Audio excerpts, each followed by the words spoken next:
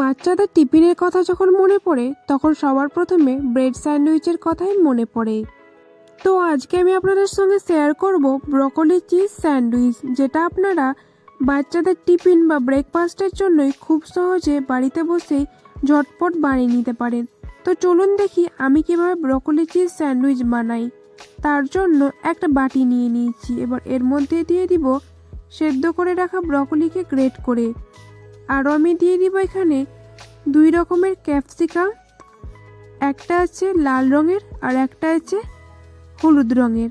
আরও আমি দিয়ে দিব কিছুটা পরিমাণে কুচানো পেঁয়াজ, 50 গ্রাম মতন মোzzarella চিজ, আপনারা চাইলে অন্য চিজও ব্যবহার করতে পারেন, 4 থেকে 5 চা চামচ মতন মায়োনিজ, 1 চা চামচ মতন পিৎজা সস, হাফ চা চামচ মতন কালো লবণ আর হাফ চা চামচ মতন সাদা লবণ, হাফ চা চামচ মতন গোলমরিচ গুঁড়ো, হাফ চা চামচ মতন অরিগানো। এবার সমস্ত উপকরণকে ভালোভাবে মিশিয়ে নিতে হবে, যাতে একটার সঙ্গে একটা উপকরণ খুব ভালোভাবে মিশে যায়। যেহেতু স্যান্ডউইচটা বাচ্চাদের জন্য তৈরি করা হয়েছে, তার জন্যই কোনো রকম লঙ্কার ব্যবহার করিনি। আপনারা চাইলে লঙ্কার ব্যবহার করতেও পারেন।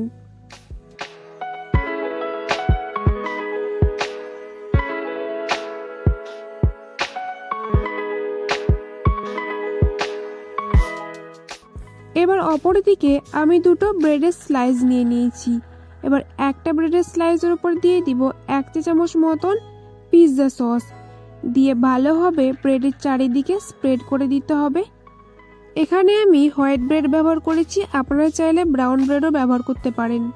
এবার 2 চা চামচ যে ভেজিটেবল স্টাফিংটা বানিয়ে রেখেছিলাম, সেই ভেজিটেবল স্টাফিংটা 2 চা চামচ অপর ব্রেডের ওপর দিয়ে দিব, আর একটা চামচ দিয়ে ভালোভাবে ব্রেডের চারিদিকে স্প্রেড করে দিতে হবে।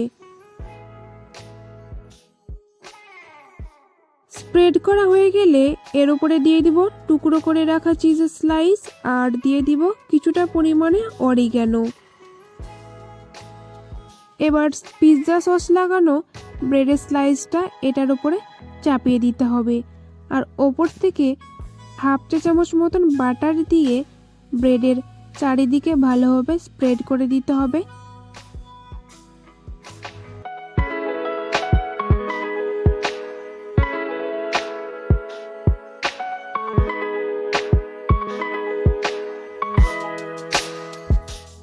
এবার অপরদিকে একটা প্যান গরম করে নিয়ে স্যান্ডউইচটাকে টোস্ট হওয়ার জন্য দিয়ে দিতে হবে। 2 মিনিট মতন লো টু মিডিয়াম ফ্লেমে ভালোভাবে টোস্ট করে নিতে হবে, আর ওপর থেকে হাফ চা চামচ বাটার ব্রেডের চারিদিকে মেল্ট করে নিতে হবে। যখন এক পিঠ 2 মিনিট মতন টোস্ট করা হয়ে যাবে, তখন অপর পিঠটি টোস্ট করার জন্য উল্টিয়ে দিতে হবে। দেখুন স্যান্ডউইচে কত সুন্দর কালার চলে এসছে।